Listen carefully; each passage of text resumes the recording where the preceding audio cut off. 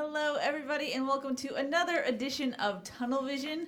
I'm your host, Keely Eure, joined alongside Shotgun Spratling and Ryan Abraham.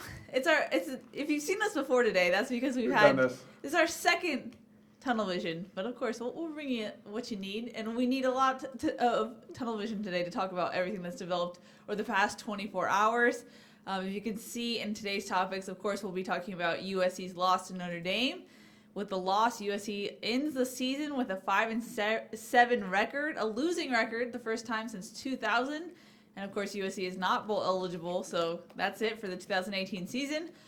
And the biggest news from today, Clay Helton is returning for the 2019 season. He is? Yep, Ryan. Lynn Swann gave Clay Helton a vote of confidence.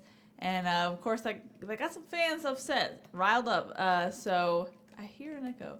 Let me turn the headphone thing down.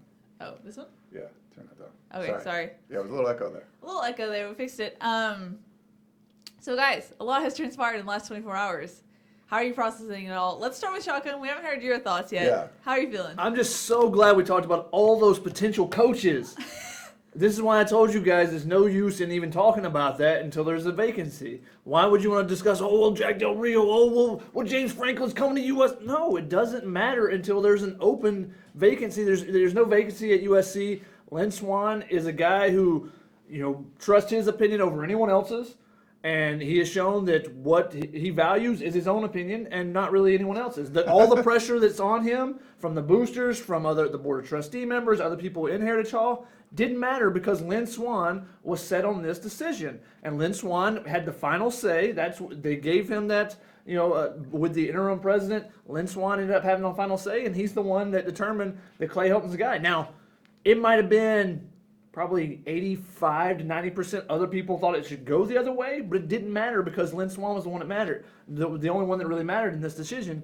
And that's why I didn't want to. I thought it was all hypothetical to start talking about all these other coaches and what if they do this and what if they do. It doesn't matter because the one person that matters in the decision-making process wasn't going to make a change. Yeah, and he did not. And we got the statement today. Real quick, so we did a Tunnel Vision earlier on Facebook only. We're having some issues trying to do Facebook and YouTube and Periscope for whatever reason. So this one's not on Facebook, but it's on Periscope and it's on YouTube. So combined, we have one. We have total. one big one. Yeah, we've done all of them today. But I did go, I'm sorry, I had to change it on the site. And so sorry about the little technical stuff in the beginning. But yeah, I agree with you, Shotgun. Everyone we talked to, it's funny, on the Lynn Swann side of things, he was adamant. Like, he wanted Clay Helton to return. And I think there's a lot of reasons for that. Some of them being, there isn't a permanent president right now. Your legacy as an athletic director, the biggest thing you can do, especially at a place like USC, is hire a head football coach. This wouldn't be the ideal time to hire a head football coach. So is it the ideal time for USC to switch coaches? Most people tend to think so. Is it the ideal time for Lynn Swann to make his big decision? Not in his mind, apparently, because he wanted to wait till there's a president in place that can back him. And, I told Keely this earlier, I kind of get the feeling if, say, after next season, Clay Helton is let go, he probably will have the person and just kind of swap it in as opposed to, okay, we're going to do some kind of coaching search now. So it just seemed like everything he wanted to do was not make a decision now, not make this change now. And he stuck to his guns. And we've heard from so many people that were boosters and, all different levels, high level guys, billionaire type of guys from people in their camp saying, yes, Lynn Swann was pressured by these people, and it didn't matter. In the end, a lot of those people felt that we talked to that they were going to make a difference. They're like, look, they're pulling funding for this, they're pulling funding for that. That's going to make Lynn Swann capitulate, and he did not. And he came out and gave that statement this morning. Again, another statement, not a press conference where, hey, Lynn, can we ask you about this? Yeah, that ain't No, happening. it's Lynn Swann getting up on his soapbox and preaching to the USC fan base, here's what you need to know, here's what I've declared, and moving on. And it's not, I don't like the way it's going down like that, but that's what we have right now. And Clay Helton is back, and he will be back for 2019. We don't know how many big changes are going to be made, or small changes, or any changes. Look, there's going to be some changes. Lynn Swann's statement You want to pull that up? Yeah, let's actually go to that statement. Do you want me Because to there was one line in there that I need, like, if you want to read the what he needed to change, that's the one thing that stuck in my brain after reading this statement. And I was like, so that's all you got to change? Yeah, he says, Clay Helton and I meet extensively each week to evaluate our program from top to bottom. We acknowledge and understand our deficiencies in areas that include culture, discipline, schemes, personnel, and staff. We agree that changes need to be made, and they will. We will improve and get better in all areas. Coach Helton has a plan in place to get USC back to the top. That seems like a lot of things to fix. I mean, what else do you got? Like the culture, the discipline, the scheme, the personnel, the staff, like just change it all. Like at that point, aren't you changing the head coach? Like I don't know how you're Everything doing. but the head Yeah, that's kind of what it is. It's kind of like you have a shell company now with the head coach, and then like let's just get rid of everything underneath it. And personnel is the one thing where I think you're okay with. Yeah. And even a lot of the players came out of the last game very optimistic about the future. You know, a lot of young players had to play. You saw Marquis Step get in there and have some nice runs. You saw Jordan McMillan, the freshman walk-on safety. He gets in there, gets an interception. Incredible play for him. You saw Chase Williams in there. I thought he had a really nice game. I thought Jordan Iosefa coming off the edge was really good. You know, a lot of young players played really well. Palia Naitiote played well. You know, he was probably the reason for that. You know, him and Ejene combined for that long run that kind of churned the tide, I would say.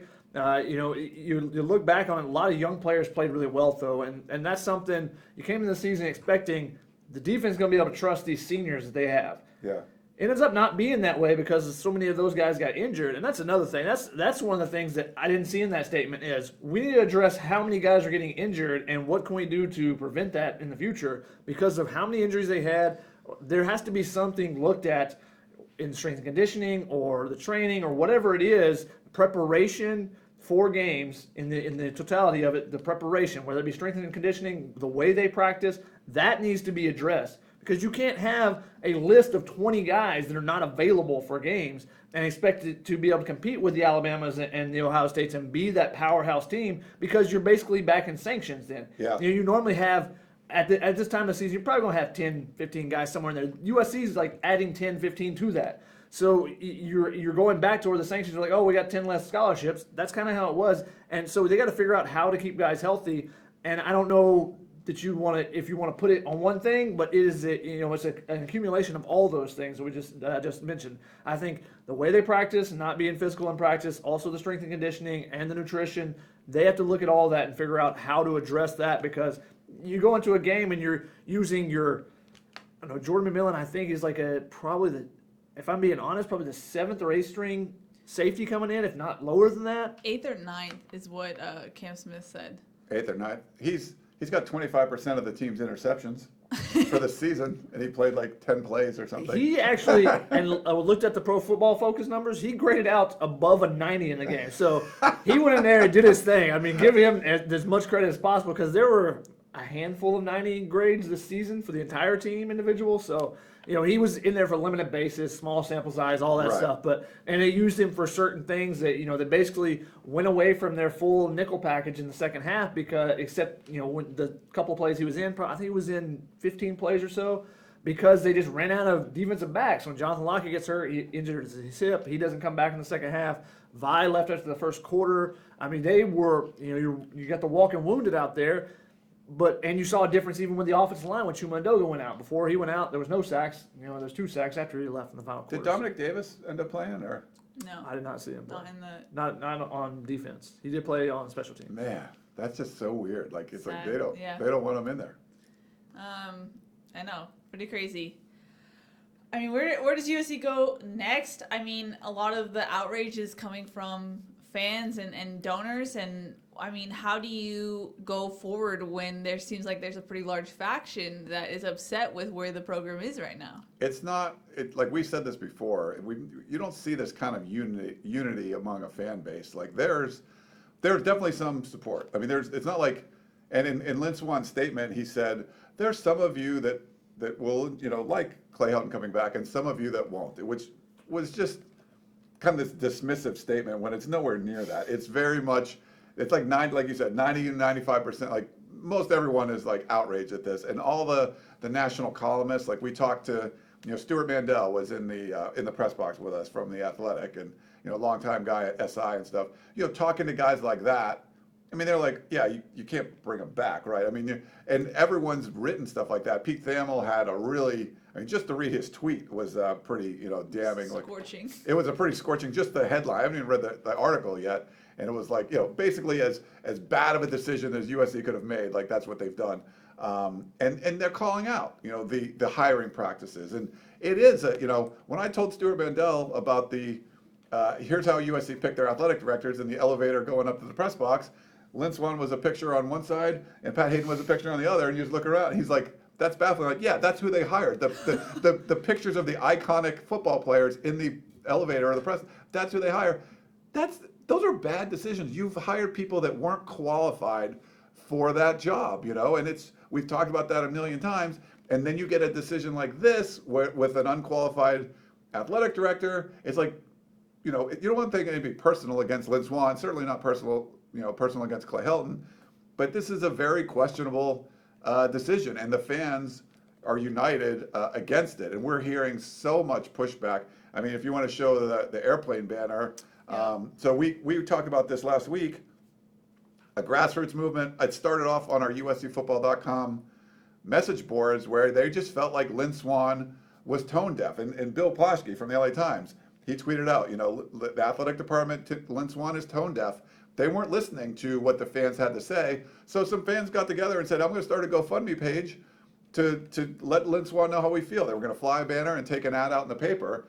And they put it together like in a couple of days. They raised $15,000 in a day and had the money to get their voice heard. And everyone was talking about the airplane banner and stuff. And I know some people hate it. They think it's whatever. But this was a group of fans who wanted to get their voice heard. This was one of the ways they came up with it. And I don't know how, obviously it didn't work. They didn't, Lynn Swann didn't fire him, but it did bring, if it's an awareness sort of thing, it brought awareness. But those are the quote unquote $100 donors that they don't feel like they have. And everywhere we heard the $100,000 donors, the $1 million donors, the 7 or 8 figure donors have all felt the same way.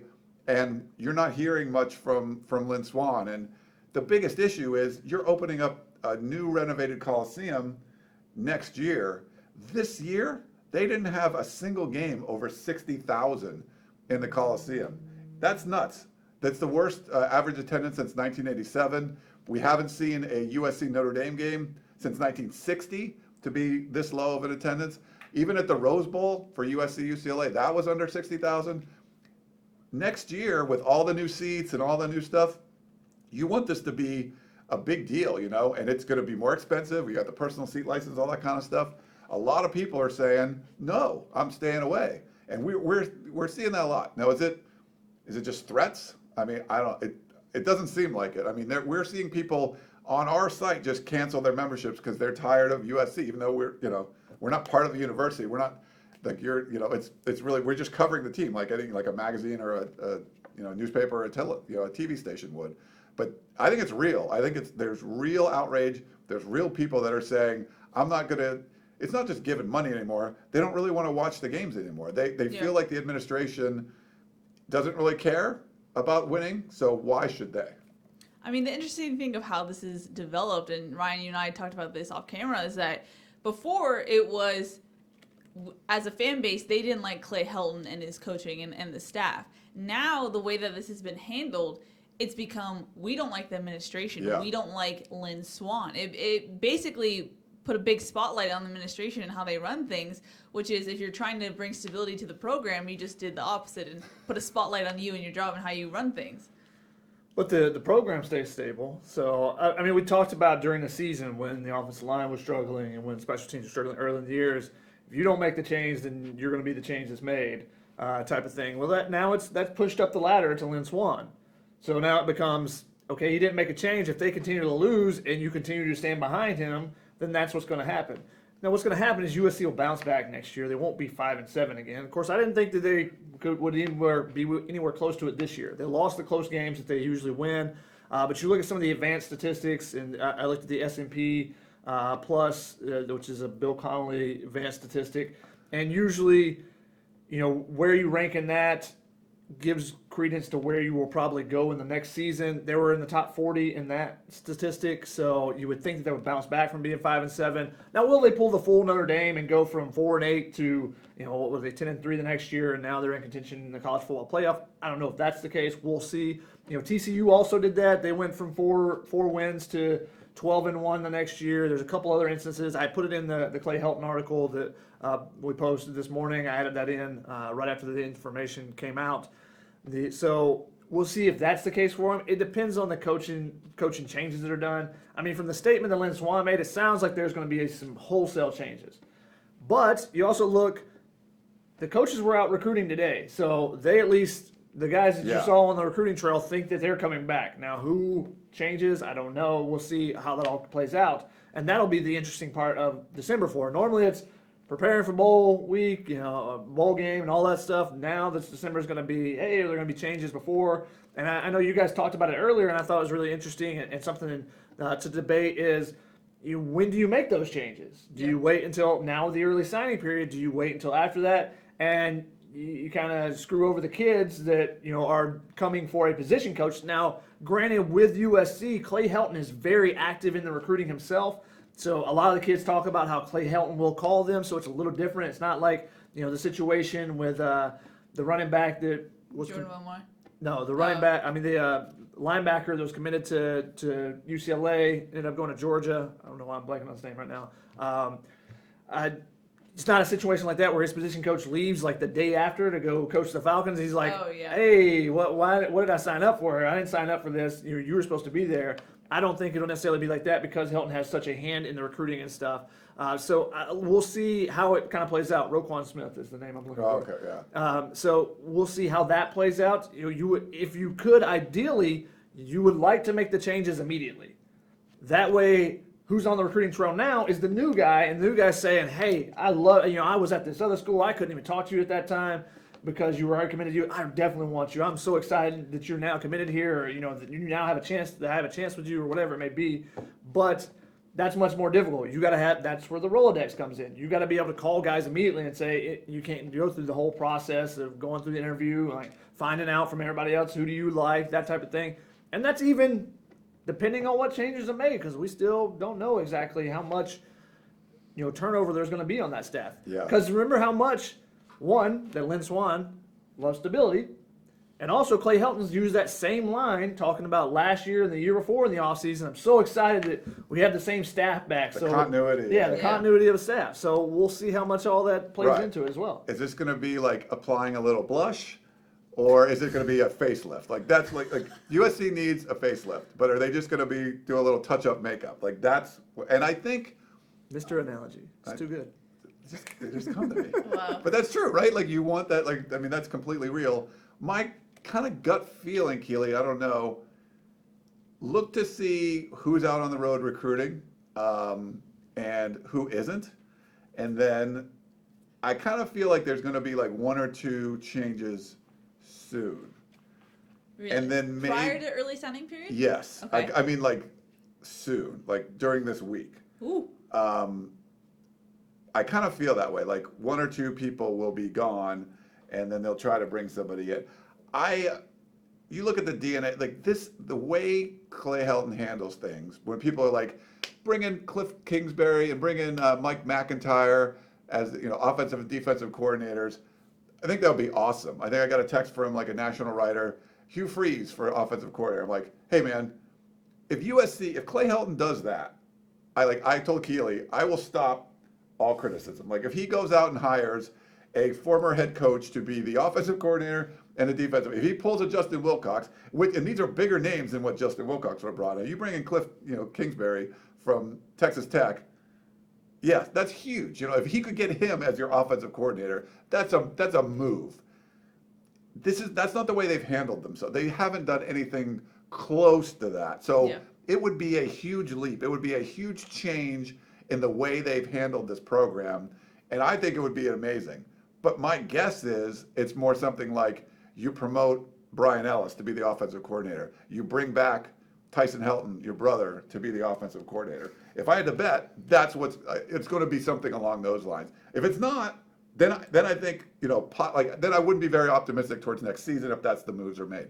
If the moves are more made like Mike McIntyre and Cliff Kingsbury or Hugh Freeze or something, then yes, then it's like, hey, I think they could make that work. So Kyle Ford, wide receiver, Yes. he tweeted out a picture, great in-home visit today. In the picture, you see Brian Ellis, T. Martin, John Baxter, Gavin Morris, and Kerry Colbert. So they're on visits right now. You have to assume those guys are coming back, correct?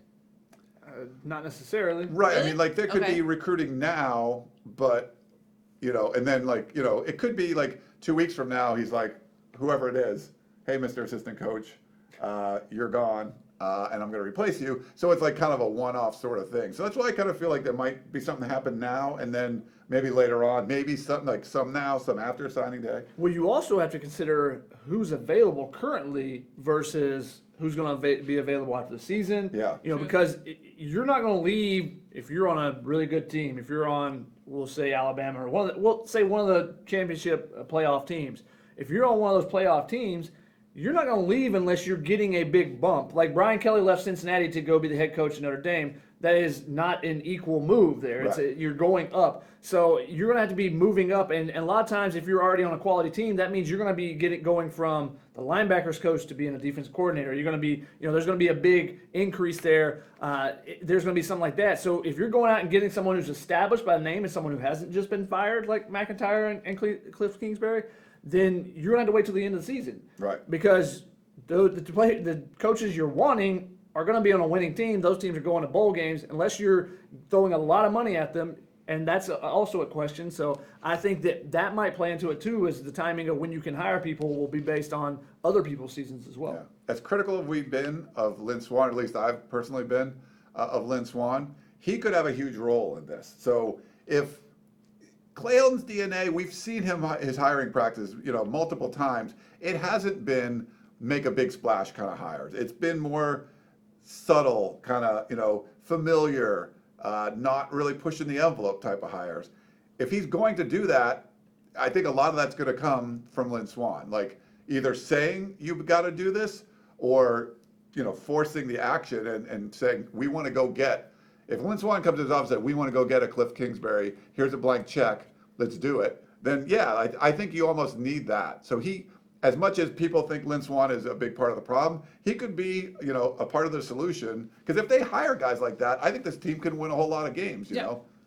The talent is there. We've never So I know argued, fans are going to hate to hear that, but yeah. But we've never argued that the talent isn't there. No, ever. It's there if you actually get someone who can drive a Ferrari. Watch the first half of that game. And that's what I tweeted, like, hey, all those people that say, I don't see any first-round draft picks on this team, that the team's not that talented, that's crap. They pushed Notre Dame around for the first, 30 minutes of that game. Like, that's what you saw. There was talent there, and it actually was being coached in the first half. It didn't look as much in the second half, but you could see that's the potential that this team would have. They could play, if they played like that, they would not have lost anywhere near 7 games this year. But they haven't played like that most of the year. There's a lot of talent on this roster. I don't buy anybody that keeps telling me, oh, blah, blah, blah. Like, they're more talented than, of the 7 losses, are they more talented than all of them? I mean, maybe. Like, you could, Notre Dame's probably pretty close, but the rest of them, like, yeah. I mean, Texas got some talent. I don't know. I agree with you there. I think one of the things is you start looking at USC's coaching staff is shorthanded because Callaway's not there, so now you're giving dual responsibilities to Clay Helton. So how much is Clay Helton, having an extra set of eyes in the booth? How much does that hurt, with making adjustments in the second half? And you see all it, and also the support staff. And, when Alabama has 47 guys in their booth, to have an extra eyes and like, oh no, I see this. And if it's a former head coach or whatever, the way they do so well hiring, as analysts and stuff, an extra guy to look at the tape. USC's done a really good job the last few weeks of preparing for teams and setting things up. The Notre Dame game, you look at the offensive line, you see some of the sky cam views of it. There was one play in particular where Chuma Ndogo was like a good 2 yards away from the rest of the line. But he was lined up against the defensive end, and they were able to, it was a great blocking scheme, and it worked out perfectly for them. But that's preparation going into it, but you didn't see once Notre Dame made their adjustments in the second half where they started dropping 8 a lot more. What did USC do? They were able to run some, but they should have been able to get some more chunk yardage against that, the 3-man fronts and stuff they were seeing and making those adjustments. They weren't able to do that on the fly. USC has not been good at that this year. That's one of the biggest indictments of this coaching staff is they haven't been able to make the same adjustments, the preparation going into the game versus the adjustments in the second half, whereas they've been good opening the games. They've been good as they go, but once teams start adjusting, we haven't seen that on tape. Yeah. Yeah. Or they started running cover 2, which is this magical defense that you can't do anything against, apparently. Shall we go into some questions? I guess we should. Man, we got a lot on. We're already halfway through the show. A lot to talk about tonight. Yeah, lots on Periscope. Thank you. I'll try to look at that. It might be harder, but we'll People do so. get mad. Apparently, people get mad at me on Periscope. They think I'm monitoring it. I'm not. No. Everyone direct your comments to @Ryan Abraham. Or at Shotgun Spratling. No, it's do. Ryan's fault. Jonathan Klein says, if Clay Helton brings in new coordinators, will Clay let those guys hire their own position coaches? Typically, it doesn't work that way, but like someone like Clancy Pendergast had Ronnie Bradford, for example. He brought him along. There might be like a guy, but it's not like, here's your offensive coordinator, go hire who you want. But if it's a Cliff Kingsbury kind of guy, he might have, okay, here's my running backs coach, or here's what I want to get for that. I think he would have a lot of input. You're talking about someone like that, though. You're given autonomy to someone to run the offense. So you might need a different kind of offensive line coach because, well, it's a zone blocking scheme or whatever it is. You need something that's going to mesh with the offense that you're bringing in. My gut feeling is he's not going to bring in someone that's going to run his own offense. And I think that would be the key. If he does that, I would be much more optimistic for next season as opposed to bringing in someone to do what they do. You know what I mean? Yeah. How would you feel? Same way? Yeah. In that same vein, Lucas says, what is the number one in all caps, thing USC needs to change for next season? Top priority. Offense. Change of the offense. I don't think they need to focus the offense. Stop trying to do a little bit of everything and focus and do stuff really, really well and force teams to adjust to you rather than, okay, well, they made a change. We don't know what to do now. Yeah. Like, I feel like now they came out and they did what Dan wanted. They did the air raid thing. Well, when they start dropping 8, you're not going to be able to throw all those short, quick passes anymore. How do you adjust to it? And you have to be able to do 2 things, but be able to focus it and run it out of the same formations, run it out of the same looks, so that it's not, when they do this, we know exactly what they're going to run, which is what we've seen at times this year. You're like, they lined up in this. They're probably doing this almost every time. Yeah. Yeah, I think a scheme that benefits USC would be helpful because someone asked me the other day, Keely, would you rather have Jack Sears or JT Daniels? And I said, I would like an offensive scheme because no matter which quarterback you put in there, there's going to be struggle. You're making a quarterback do something that's not going to suit them, like RPO without the R. You got to have a scheme that actually works. Well, Yeah. Sorry. So my one thing I would change would be the culture. Yes. You have to get back to physicality. That was on the list, right? You can't talk about it. You got to live it. But it's also as Cam Smith talked about, the buy-in of players. Now, is the buy-in those guys that aren't getting playing time? The really successful teams, the last guy on the bench is up there cheering as well. Whereas the teams that get divided and tear themselves apart, it doesn't matter how much talent you have if you can't be united in the locker room. So they have to figure out how to get that done. Now, Clay Helton, all the players talk about how they like him publicly, and the guys at the end of the bench are the ones that, are usually the ones making the negative comments. How do you get them to buy in as well? That's something they have to figure out and figure out how they be the team they want to be. If you say you want to be that physical run-first team, figure out how to do it. We had a quick one, Big Black 1110. Nobody wants to work under Clay. And so that's seriously an issue. And we just did a podcast with Harvey Hyde. You might have to give, this is the other Lynn Swann factor. If Kingsbury comes in, you probably have to give him a multi-year contract. So if you do get rid of Clay Helton, you still are going to be on the hook for a couple of big-time assistants if you have to get rid of everybody. So it's probably riskier to do something like that, but if they sign a multi-year deal, it's not going to be as big of a deal. Would someone like that want to kind of work for Clay Helton? I feel like the appeal of being at USC, you can do a lot with, being, with this roster. You're going to have a lot of talent. You are, people talk about James Franklin coming from Penn State. You're the 3rd best team at Penn State in your division in the Big Ten. You're by far the best, the number 1 brand and when you come to USC. So there's those built-in inherent advantages, which makes a lot of their personnel decisions even more baffling when they do it. But I don't feel like, I think it makes it a little bit harder because you feel like Clay Helton is like kind of a lame duck, like 1 year, and he's, you thought he was going to be out this year, so obviously a mediocre year, he's probably not sticking around, or I mean, who knows with Lynn Swann. But I don't think that would be the biggest hurdle if you're dedicated to it, which means we're going to bring you in. We know we can be successful because we're going to hire these important people, pay them a bunch of money, and give them multi-year deals. So you're really going to go all in on that. And I don't know if Lynn Swann is ready to do something like that. Yeah. Someone was referencing your RPO comments. They said they are silent. That's good. I like that. We have a question, an interesting question from William, who says, everybody outside of Lynn Swann and Clay Helton knew there needed to be sweeping staff changes after the Cotton Bowl. Now we're going to rely on them to make those changes now? I mean, it's a valid criticism. Oh, yeah. I mean, better late than never, right? Yeah. This is not hindsight stuff. Like, this is not, like, like everyone knew this after the Cotton Bowl. Yeah. And the 5-7 season was avoidable. Like, we've talked about this. Like, why would you bring in Tim Drevno as a second offensive line coach, essentially? You don't have a running backs coach now because he hasn't coached running back for, if you just got rid of Neil Callaway when you should have, instead of after 8 games or 10 games or whatever it was, you could have had Tim Drevno coach if that's what you wanted, and then had a regular running back coach, and who knows what the run game would have been like this year. So, with the offensive line playing better, yes, these were self-inflicted wounds, decisions that needed to be made at the end of last year that were not, and then that's why you're sitting at 5-7. Like Chuck had said, there was some unlucky stuff going on, but a lot of this stuff was avoidable. So those were hard decisions that needed to be made then. Do you have any confidence that they could make them now? Like, no, I mean, do I think they're going to go get like a big offensive coordinator and big defensive coordinator? No, like, I don't think that's going to happen. But if they do, that shows me something. Like, if you're a fan that's really critical right now, and you're like, they're never going to do it there, but if they do it, then I want you to be able to buy in, because I think that's showing a sign of doing something differently. If it's just, reshuffling the deck chairs of the Titanic, we said that a million times, then yeah, like, what are you going to do? Like, it's probably not going to be that big of a change or anything. But if it's a big change, which means hiring a big name coach or two with their own schemes to come in and do their own thing, then I think it's showing something. And the question is going to be, once you get those schemes in, can you implement them? Who fits the systems? There's going to be a lot of questions going through this if there's changes.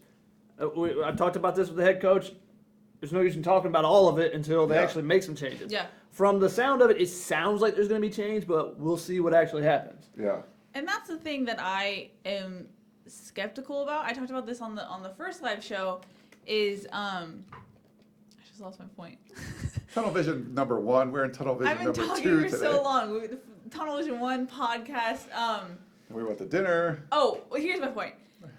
There needs to be realistic assessment of what does not work. And I feel like that is not a strength of this coaching staff, being realistic of their weaknesses. And I feel like the only reason you're hearing this talk of maybe changing staff is because there's a consequence of 5-7. Yeah. If this team went 7-6, I don't think you'd see that many changes. Like, the only reason you're seeing that, because if they were a realistic staff after the Cotton Bowl and getting manhandled at the line, you'd be like, okay, something needs to change, right?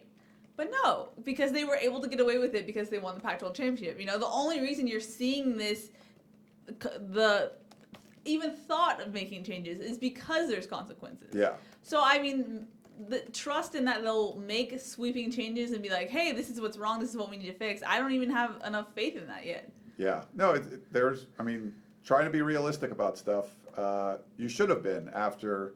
You look at the end of last year, you could look at it from, won the Pac-12 for the first time in 10 years, which is a really big deal.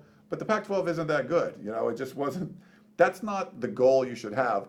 You didn't look good against Notre Dame. You didn't look good against Ohio State in the Cotton Bowl. That's what you should be measuring yourself against. Like, yes, you don't diminish the fact that you won the Pac-12 championship, but you don't put all your eggs in that and say that's what it was. It doesn't matter. Like, what mattered to USC fans was, how do you look against the blue blood programs? You look at yourself as a blue blood program. At least that's what USC fans want them to look at. And if you're not addressing getting blown up by Notre Dame and Ohio State, then you're doing a disservice, and you're not being realistic. You're looking more at the Oh, glass half full is fine, but you can't ignore if there's a fly in the glass, and there was a couple of big flies in the glass with the way they played against the bigger programs. Now, you have to come away from last night's game and be like, there is potential there. Yeah. The way they played in the trenches was great. Now, what happened was Notre Dame got a couple big plays. Now, that was an adjustment at halftime.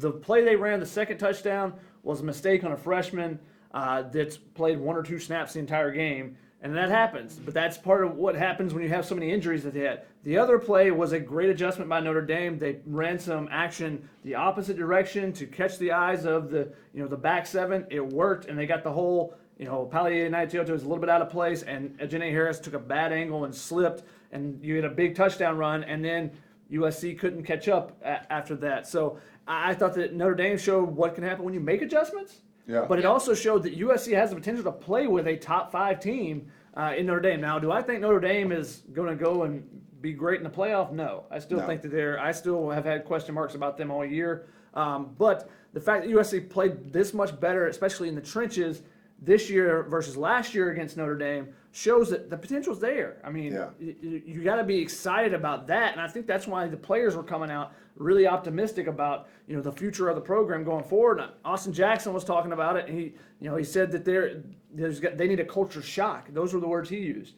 and I said, well, what's going to take to get that? And he said, the guys in my class are going to make sure it happens. So I don't know if it's leadership, and we question leadership on the USC team, especially on the offense.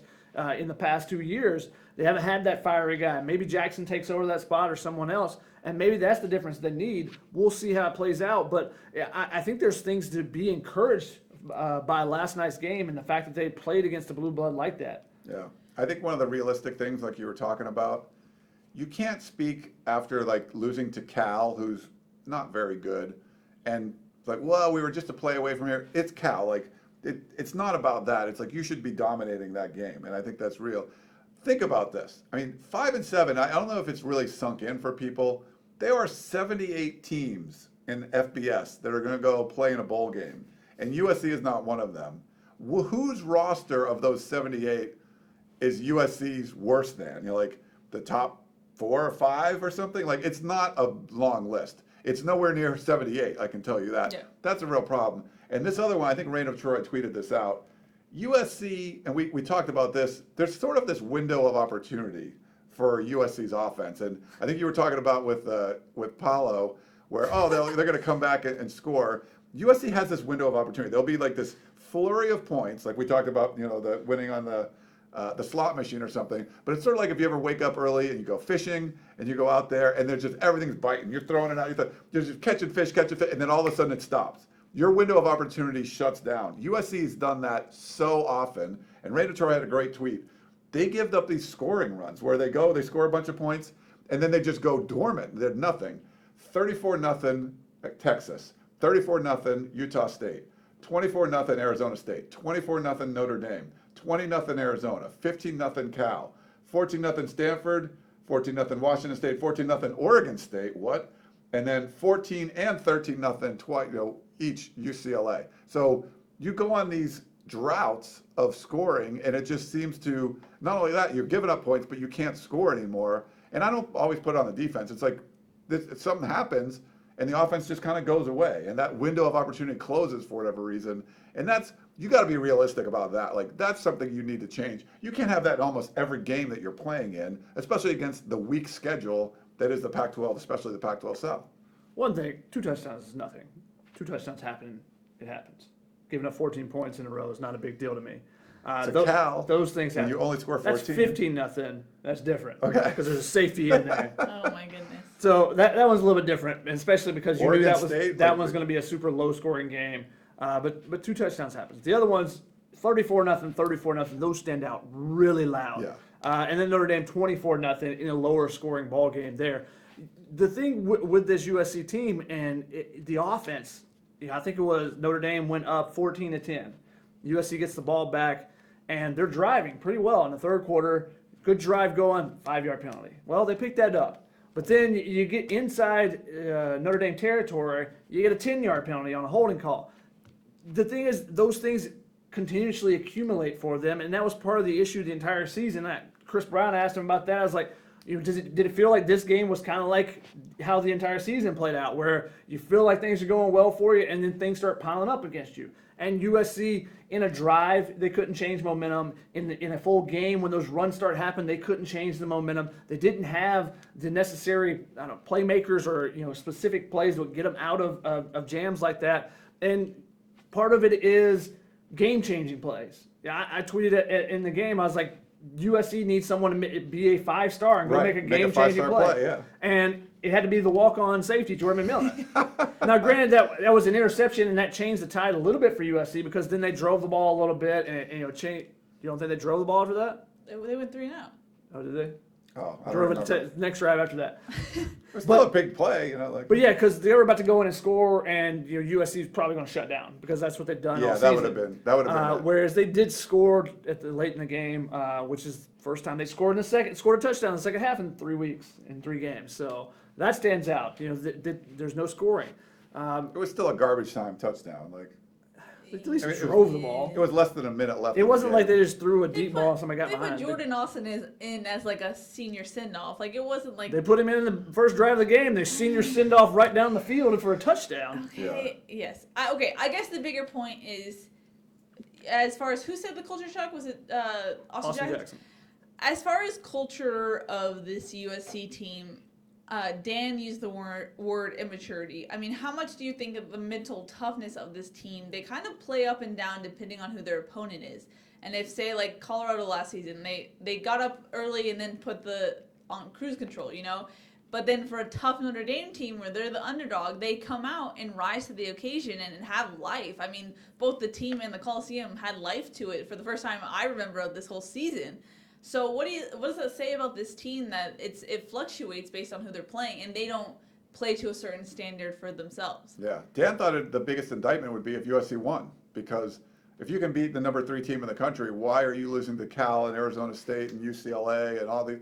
And the way they played in the first half against Notre Dame, they would have wiped the floor with Cal. They would have wiped the floor with UCLA. If they lay anywhere close to that, that's the indictment on this team, that the potential is there because they have the players.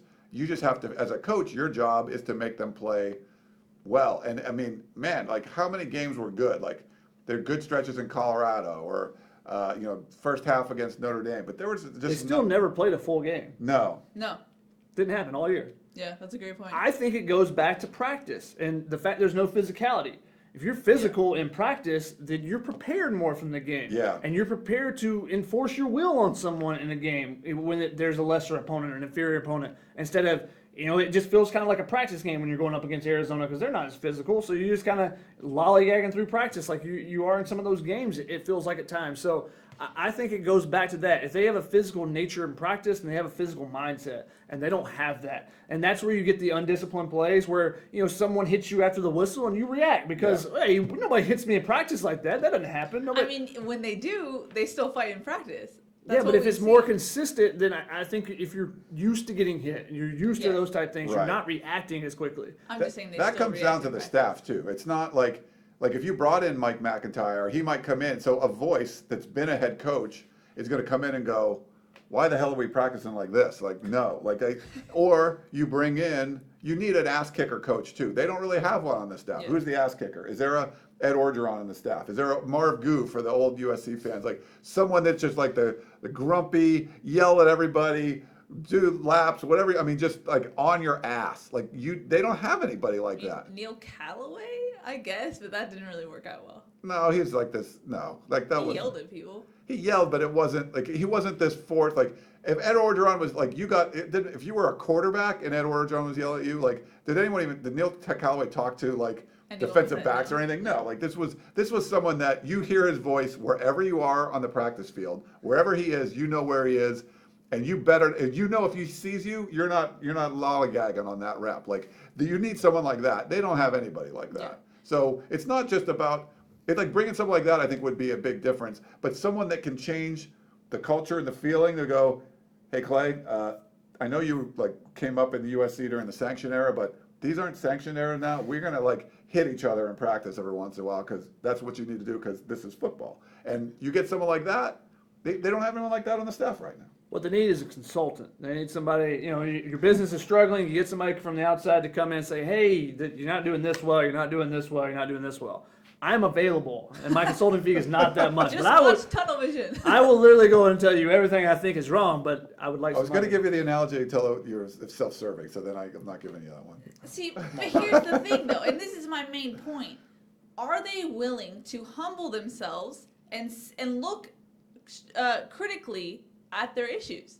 Like, do they want to? That's the big if. If you do, like, this is a team that if they do that, they can be a great team. Yeah. They can fix things. Like, You have to admit have you're the wrong, power you know? to fix things. But do you want to admit that you maybe haven't been doing it right? This wasn't the right way to do it. And he's not done that. Like, are you going to change anything? No, we're going to practice the same way, status quo. And, like, no matter what, they'd lose to UCLA, they'd lose to Cal. He wouldn't say we're going to do anything differently. And I think that's a bit of an issue. Like, if we sucked on this show, there was, like, whatever, like, you know what? Facebook Live hasn't worked like 3 times in a row. It's like, well, we're going to scrap it or we're going to do something different. I'm not going to be like, well, we're going to do the same thing every week. I've done tests. We've tried it. It just, it doesn't work. It doesn't work. But we're going to admit that it's wrong. And we're going to try to do something different. We haven't seen that at all. It's like, oh, they're just going to keep doing the same thing they do. We're going to practice the exact same way. So that's why this offseason is going to be huge. There's got to be a lot of changes. All those things that you want to keep Clay Helton again, all those things that Lynn Swann listed all have to be addressed, and not a little touch-up, but major reconstruction. Well, that's why I'm so curious what will happen next, because they actually have the consequences of not making a change. Like 5-7, you can't get away with that. But will they actually feel the fire enough to make those changes? I don't know. If you're not getting fired after this season, do you feel like, oh, they're not going to fire us at all? Because, right? Like you talk about, well, Toe Lovendon, you're going to have 3 penalties, you're never going to come out of the game, or 4 bad snaps. It's like, I'm not coming out of the game. Like, it doesn't really matter. We're 5-7. We can still do it the same way. We're not going to get fired. Like that would be bad if that's your kind of attitude coming out of that. I mean, they want to win. It's not like they like to lose. I think they understand that they are. But on they the would hot rather seat. do it the way they're doing it. And they would rather just keep doing like this is what we feel is right. I know it's not working, but it will eventually maybe work. They feel like it will work. I mean, reminder, Clay Helton said, I can't wait to see this team in November. They went 1-3. We have to go back to that. We have to ask him about that if we ever get to talk to him again. I don't know if that'll happen until signing day. Maybe not. And you can't be that guy who's So what was this 1-3 in November? Yeah. But they beat a good team, right? It was Oregon State. The worst team in the Pac-12. Yeah, the worst. Maybe. Oops. And even then was too close for comfort. So that's like showing you he still was optimistic then. Wait till you see us in November. Like, yes, we're struggling now, but once November comes, we're going to be better. And they were decidedly worse. And you were just kind of doubling down on every decision you've ever made and not going back and changing any. And I don't know why. Like, can't you just wake up and say, it's Monday. We normally do like a light practice. Screw it. Everybody get out here. We're going, we're running gassers. We're going full pads, running goal line for 10 minutes or whatever. Like, that's going to get their attention. I think you have a way better week of practice if you start like that. They won't change anything. I don't get it. Well, maybe they will now. But I don't know. I feel like we've avoided questions the big too. if. I'm so sorry. Like people are lamenting in the comment section. I know there's been a conversation about JT versus Sears and Fink. One of the Trojan asked, is there any chance that Helton replaces JT with Sears or Fink? No. I don't think that's going to happen because of his comments about he's excited to get him into camp, spring camp, fall camp. And I thought JT was fine last night. I thought he was good actually last night. I thought he was really 15 good. of his first 16 or something. Yeah. Like He had the most completions by an FBS quarterback in the first quarter of the season. Yeah. Wow. So And at least that's what about ESPN said. The whole scheme thing. If you surround him with something that works for him, works with his skill set, you see what you see the first quarter. Yeah, he had a great game plan. They went out and executed it. They threw some deep balls and they connected on some of those. They got some pass interference calls when they needed them.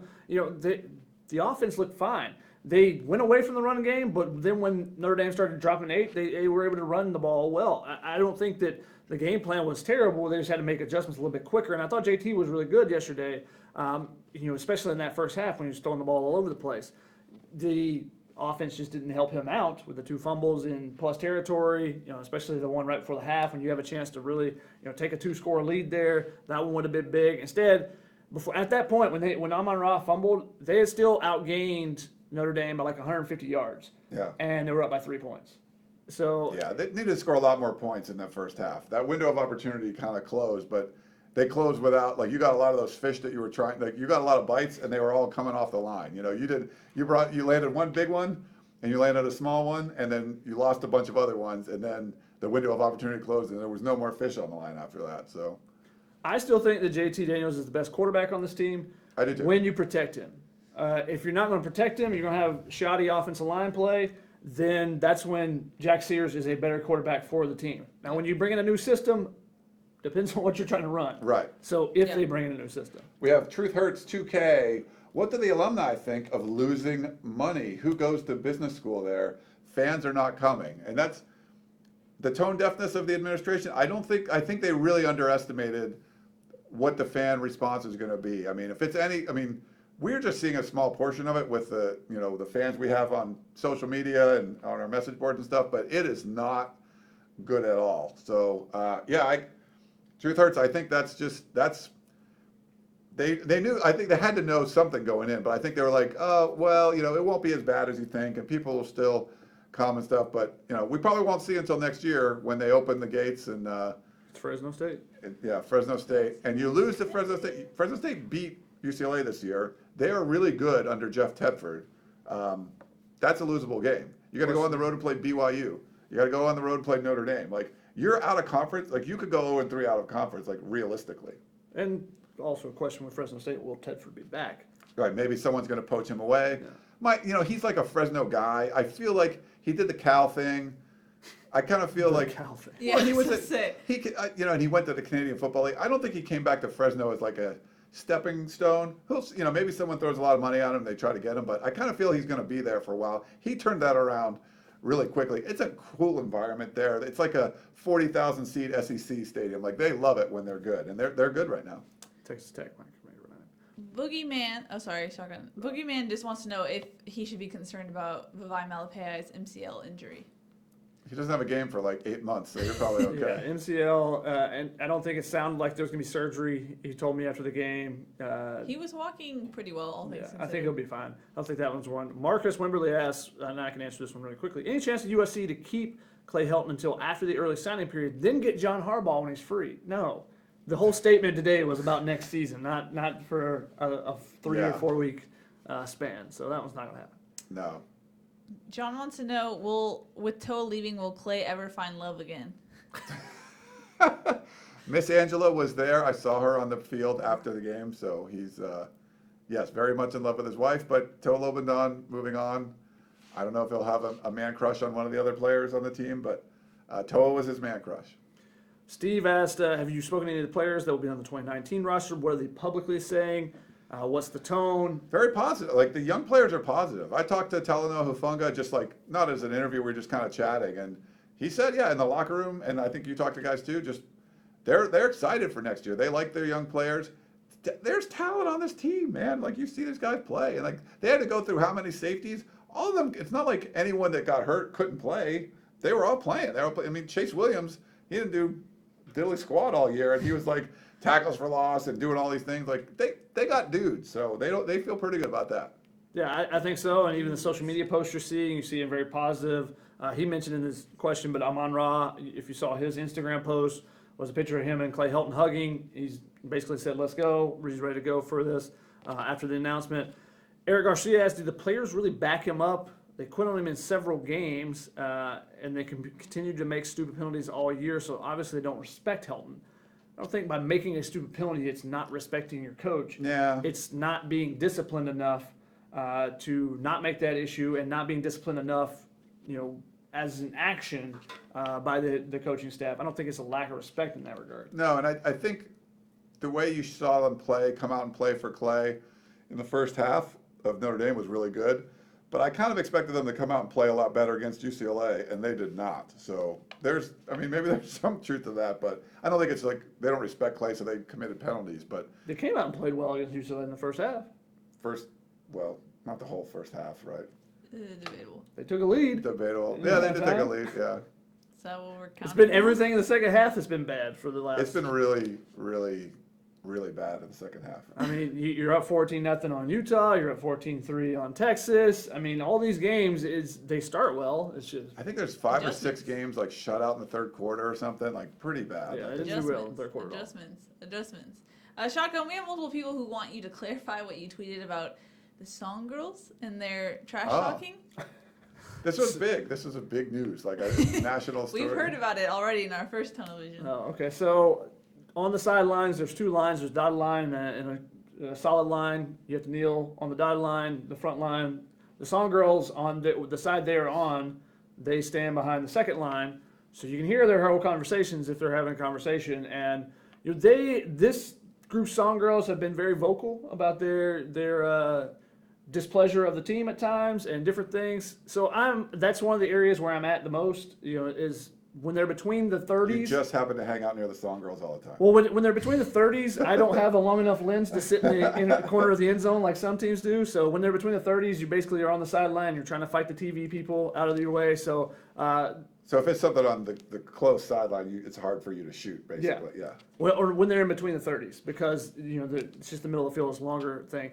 But you heard them talking, and even when the student section started chanting "Fire Helton," there were a couple of the girls that started chanting along with it. So, and they're a representative of the university, and I don't want to put too much on them and make this a bigger deal than it is, but usually, and because I knew some of the Song Girls when I was at USC, we did a stunt thing with them for one of the shows I was on. So got to know some of them, and they were very knowledgeable of the game, but they were also some of the biggest supporters for the team because they travel to every game. So the football players, they are there for the pep rallies. So they get to know the players and stuff. So usually they're very supportive of them. They're friends with them, that type of thing. So to hear some of the negativity coming from them kind of tells you where this team is at. Not necessarily just with them, but just as the overall thing, the overarching thing. The student section is starting the Fire Helton chants. Usually it's the student section that's starting to blaming the refs for everything, whatever it may be, starting those type of chants, the vulgarity and stuff like that. But for them to go after the head coach, usually they're behind the team, and you see that. I just think that the coaching staff has lost the totality of the entirety of the fan base. Yeah. It's not just a certain select group. It's not just boosters. It's not just this. It's not just that. It's kind of everybody. It's coming from all directions. Yeah, we talked about this on the other show. Usually Clay Helton does that interview right after doing the warm-ups. It's on the video board. He didn't do it this time. And the only reason you can think of is whenever they would show him up there, people would boo. So you don't want to go, have him do an interview and have a whole bunch of people booing. That's not a good look. And they normally do a halftime one too, right? Now, I wonder, was there not a one beforehand because of senior day? And that takes up extra time, and maybe that has something to do with it? That's a good question. But usually there's a halftime one, though, and there wasn't. I wasn't around for that. Yeah.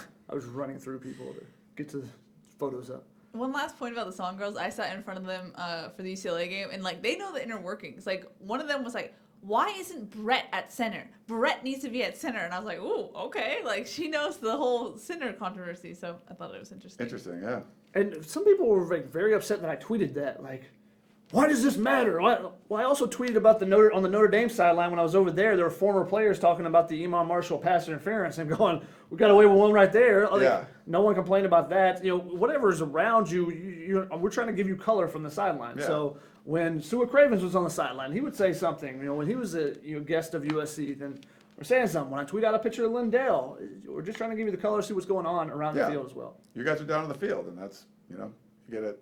Heard it on the sidelines. So you got to listen to. Heard it on the Family Feud podcast. Family Feud podcast. Jasper Smith, our friend who you give an accent sometimes to, Shotgun. He says, "Since the season is over, will there be more Sunday tunnel vision shows? You guys make my Sunday nights."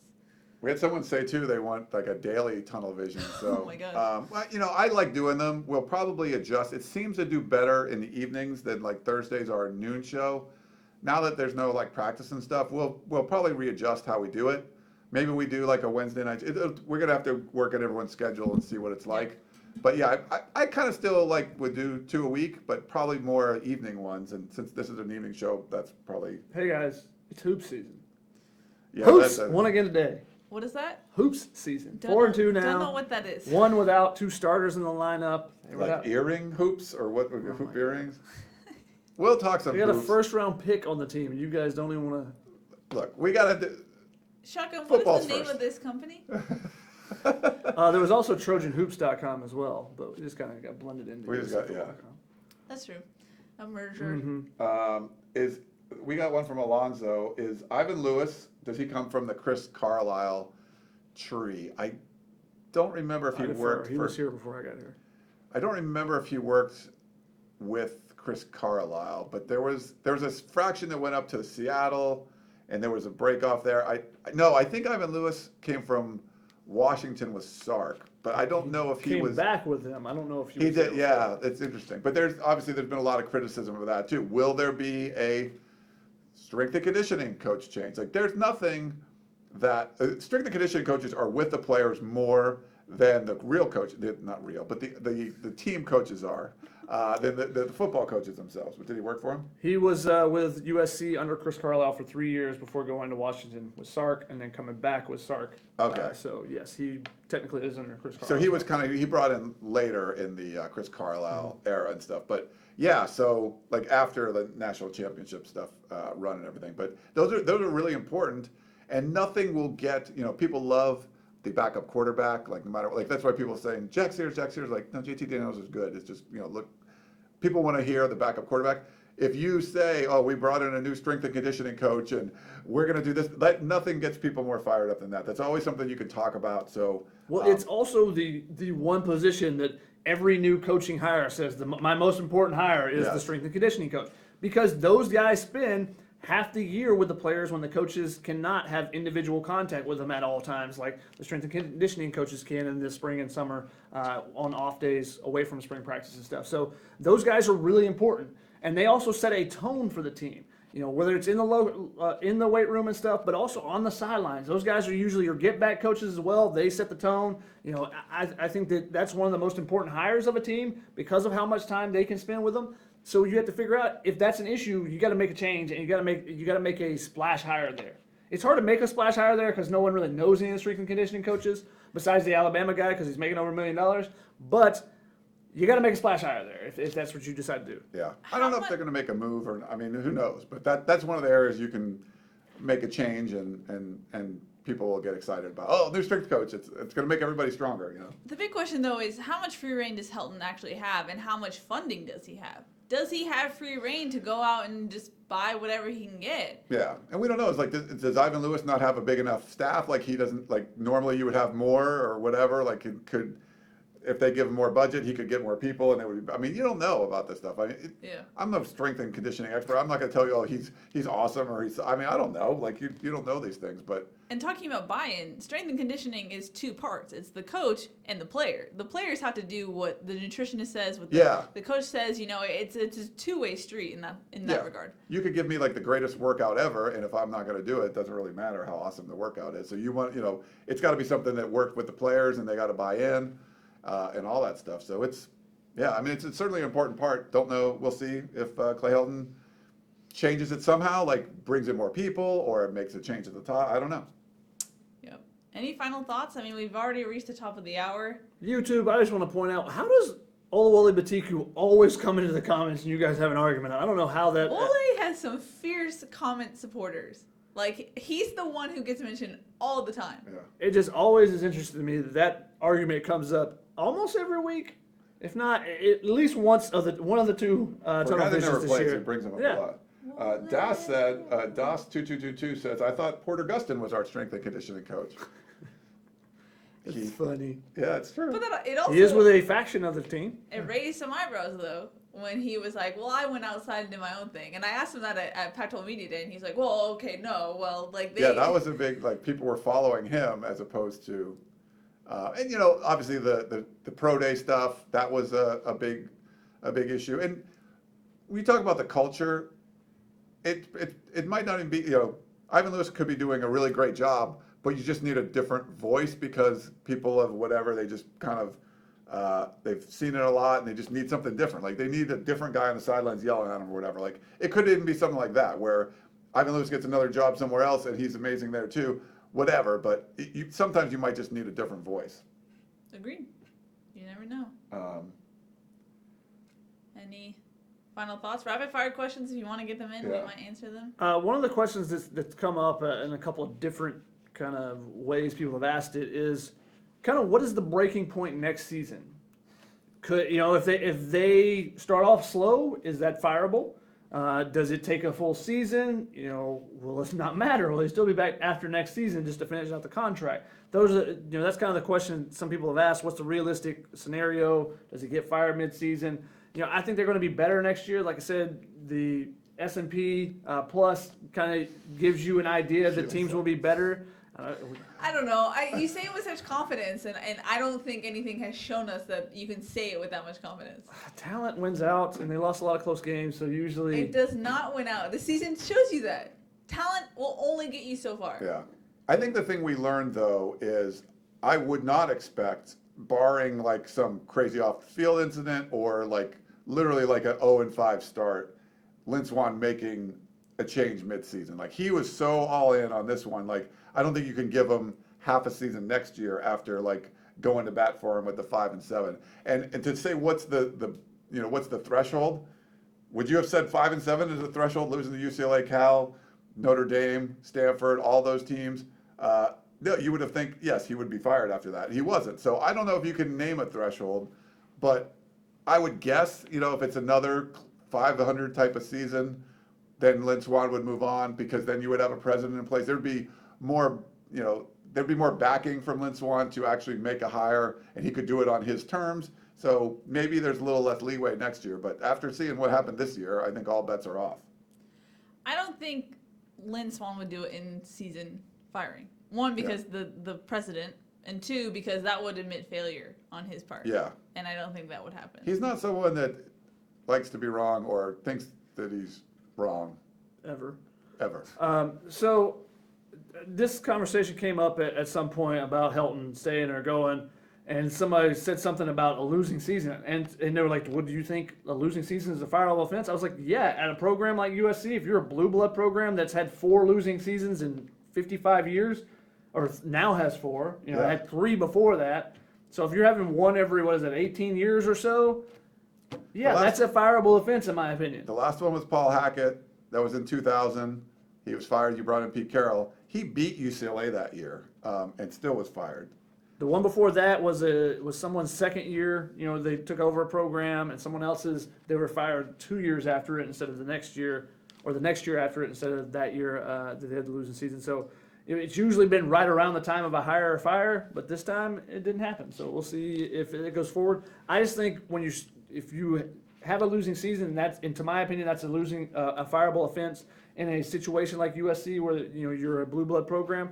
If you start off pretty slowly next year, I could see change. Now, with Lynn Swann, I've said the whole time he's the wild card because no one knew exactly what he was going to do. He still hasn't made a football hire or fire, so until he makes one, we don't really know what he's going to do. He's kind of avoided it. Real quick, Jason Kane had a thing he was talking about. Jason Kane, is he in Japan? I don't know if he's in Japan or if he's here or whatever, but like talking about war room sources. So yeah, the war room's been kind of crazy. I think we got a lot of the stuff right in the war room. The Friday one was a little more optimistic that things were going to be changed, which they weren't. But I think Tuesday we described it probably really well, where there was the Lynn Swann side who didn't want to make a change. There was the booster side who did. On Friday, we felt like the booster side was winning out, like the tide had turned in that direction. And then we put our piece up after the game, and I think 4 of the 6 of us said we don't feel there's going to be a change at that point. And it still kind of went back and forth a little bit, but it seemed like it switched back. And there's a lot of people that were upset on the booster side because they were told or they felt that there was going to be a change. And that's a lot of the people that we talked to, and they're not happy right now. We've heard the term, Lynn Swann went rogue. He's on his own thing. So he didn't want to make a change. There was a lot of pressure for him to make change. A lot of those people told us it's going to make him buckle. It's going to make him change. And he did not. So that's kind of where we were with the war rooms. I think we were, on top of what the thought process was on both sides of the aisle. But in the end, it was, you weren't sure, was the Board of Trustees going to have more pull? Whether boosters going to have more pull? Lynn Swann had the final say, especially with no permanent president there. Dr. Wanda Austin wasn't going to override him or anything, and he got what he wanted. So I think there's going to be a lot more pressure on him, though, and there's a lot less booster support. So we'll see what happens. But there's a lot of upset people who felt that a change was coming, and it didn't happen. This is a genuine question that I have. At what point does the brand of USC and its prestige, if at all, runs out? I mean, if you look at Kyle Ford, that tweet I mentioned earlier, there's so many comments of 5-7, you're going to go there. Like, USC right now is really easy to recruit against. I mean, at what point does USC stop becoming, USC? Like, no matter what happens, they're still going to be good. I think it takes a while. One season is not going to rub the shine off the trophies and all that stuff. I mean, there's still a whole bunch of, like, how many 5-star recruits are on USC's campus compared to the rest of the Pac-12? Like, more at USC than the rest of the Pac-12 combined. It's still easily the best program on the West Coast. All the Heismans, national championships. It's like you can't even compare with the other schools. So I think it would take a while for that to shine, the shine to come off. And that's the thing. You just get the right coach in there, and you can get this. It's just like getting on a bike. I mean, you're not going to forget how to ride it. Just you can get back on it. But USC's made so many bad hires in a row. You're just waiting for them to do the right thing and hire somebody that has a resume that would match the qualifications to be the USC head coach. Because they haven't done that since Pete Carroll, basically. They haven't done it. So to me, that's on the USC side. I don't think you can, it's not like 3 or 4 or 5 losing seasons in a row or something. Yeah, I think something could happen. But all those Heisman trophies, all the draft picks, all the dudes in the NFL, Juju Smith had a 97-yard touchdown today for the Steelers. Like, all that stuff is still there. Sure. You just need to get a new coach, the right coach in there, or if Clay Helton gets the right staff, and you'll be fine. For that to happen, for you to lose the luster off of something, usually something else takes its place. So a program taking the place of being the premier one on the West Coast, and USC not really competing with that, that's when it happens. I mean, you look back at, early in football, Yale and Harvard were powerhouses. Yeah. But what Cal happens? and Stanford were on the West Coast first, yeah. And what happens? Other programs take over that place, and they take over that mantle, and then that's when you see the decline. You see that not being the case anymore, where your Harvard and Yale or your powerhouses or whatever, Navy having Heisman contenders, Roger Staubach. So those type of things. Something else has to take its place usually before something will fall off that much. And we've seen Oregon do well. We've seen Washington. We've seen some of these programs do it. UCLA hasn't won a Rose Bowl since the 1980s. That's ridiculous. So it's not only it's a great point. USC would have to be bad, but someone in the Pac-12 has to be good. No one can step up and go beat the best teams. Washington, they're pretty good. They couldn't beat a mediocre Auburn team this year. The only one that's done that consistently is USC. When they're good, they can go out and beat the out-of-conference teams, They get the big win over Penn State in the Rose Bowl, things like that. Even when they're they can still do that. Yeah. So, yes, USC, not really high right now, but no one else is really rising up to take their spot. Someone said Nebraska will be back next year. That's look at a program that was, the top tier, and when's the last time they were really good? That was like 20 years ago or so. I feel like Husker fans have been saying that for the past 10 years. But that shows you that it has to be sustained disappointment, I guess is the word you could use. Disappointment for a program, but also someone takes their place. And I think you had that with Oklahoma and Texas, moving up. Oklahoma in particular, I would say, in the last 30 years their program has really risen while Nebraska's maybe has dipped. Yeah. And then when they moved to the Big Ten and stuff, that didn't help them either. Because then they were still an afterthought to Michigan, Ohio State, and even Penn State. Yeah, and it's hard too because there isn't really anyone good on the West Coast. And if you're Clay Helton, you can compare yourself to the rest of the Pac-12 when you really want to be comparing yourself to how close are we to Alabama? How close are we to Clemson? How close are we to Georgia right now? And you can't say that it's anywhere near that. So it's not. I don't think the goal should be when you're talking about the play we missed against Cal, we won the game. Who cares? That's Cal. You should be able to show up and win that game. And USC is certainly not in a spot to do that now. But winning the Pac-12 last year, you put a lot of eggs in that basket, and it didn't really mean that much because you weren't good against Notre Dame. You weren't good against Ohio State. And you would have been horrible against, Alabama, Clemson, things like that. So that's where you kind of have to set your sights. That's why you got to go out and hire big-time assistant coaches. And if USC does that, with Clay on the helm, I think they can be competitive at that level. But the way they're doing it now, they can't. Graham Cook has asked this question multiple multiple times. So sorry, Graham. He says, do you think T. Martin is leaving, and do you think USC could lose T. Martin to UCLA? That's interesting with UCLA. He likes being on the West Coast for sure. He likes being out here. I think he's okay with not being the offensive coordinator. So I kind of feel that because he's a good recruiter, he sticks around. Because Clay Helton's still here, I don't think T's going to go anywhere. That's not having talked to him or know what's going on there. But my gut would be no. For him to go to UCLA, I mean, he would have to probably get fired from USC, and I don't see that happening right now. I think he can be a recruiting guy. I think he can be the wide receiver coach still. My gut is that he's going to still be on staff, but I mean, that's not like insider knowledge or anything. And his son is at Redondo Union as a freshman. They're starting quarterback, but also a Team USA baseball caliber player. So Southern California has a lot of baseball resources and being able to play. So that's one of the reasons why he does enjoy Southern California. I think that's part of it, being the family guy that he is. So I think it would take something significant for him to go elsewhere. Yeah. In that regard. But if he did get fired from USC and UCLA would hire him, I think he might do that just to be able to stay here. His wife is in the recording industry, I believe. So yeah, I think he likes being here. I don't think he would go to Tennessee. Jeremy Pruitt is there. He's pretty ornery guy. I think he's a little, harder to work for. But maybe in a couple years, if they get a new coach there again, maybe he would go. But I don't think he would go to Tennessee now. So I think he would ideally like to stay in LA. Yeah, and from a strategy standpoint, to cut T for him to go to UCLA is to recruit in the same area that he's You recruiting wouldn't want in. that. You just don't want that. No. Any final thoughts? We're already past the 1 hour We're mark. way past that, yeah. Way past it. One last one. Thanos 2 said, when Notre Dame made their changes, they hired 17 new coaches along with a new strength and conditioning coach. I don't know if that number is true. For one, you can only have 10 coaches. It was only 9 at the time. Now, how many staff members and stuff? Do you think USC will make that many changes? No. My answer is pretty simple. I don't think they will either. Yeah. One, I don't. They probably have 25 to 30 people on staff, so that'd be almost all of them. I just Okay. don't see. Jacqueline said Bill Bendabaugh.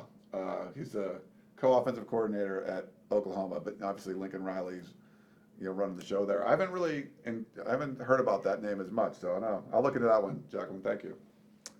Have we figured out if Tuesday is a thing? Tuesday. Oh, we do our. Yeah, I think we're going to try to do a kind of mini-ish tunnel vision on Tuesday with. No, this is not. Not with you, No, sorry, so Thomas. Dan Weber would like to be involved, and we do our podcast. So we're going to basically just do our Peristyle podcast live on Tunnel Vision. So we probably won't be as interactive because we have questions that have already been sent in, but we'll try to do some of those too. Maybe we go a little bit longer. But yeah, we can get Dan. So you see Dan and Keely on Instant Analysis. We could be live on Tunnel Vision. Yeah, so we'll try to do that on Tuesday. So that'll be mid-afternoon, like 1:30 or so. Or maybe we can move it around. I don't know. Who knows? We'll see. Yeah, but we'll shoot for that on Tuesday. Watch out for that. That's the big main point. tease? The main point. Yes. So we'll try to do a live, and I do want to be able to do live callers at some point too. I think that would be. Live caller sounds dangerous. It does sound really dangerous, but Yeah, especially with his YouTube people. I like you guys though. Yeah, You like the YouTube? peanut gallery of YouTube is always interesting. we had a lot of people on the Periscopes again too. So thank you. Really? Thanks for that. Periscope. Yeah. I'm sorry I don't get to interact with you guys. It's awesome. How Alrighty. did we go? Did we do like an hour and 20 minutes? or- Ryan and I have been talking for hours at this point. It's been a long How are day. we saying competent sentences at this point? I don't know. So make sure you watch out for that. We will let you know if, when, where the tunnel vision is happening on Tuesday. That's going to wrap it up for a pretty interesting 24 hours for USC. I mean, of course, the news never stops. We don't know if there's going to be personnel changes. Of course, the early signing period starts December 19th. We will cover that. We'll all be there. So make sure you stay tuned and stay informed and up to date because we will do that for you guys. But that's Shotgun Spratling. That's Ryan Abraham. I'm Keely Eure. We'll see you guys soon. Bye.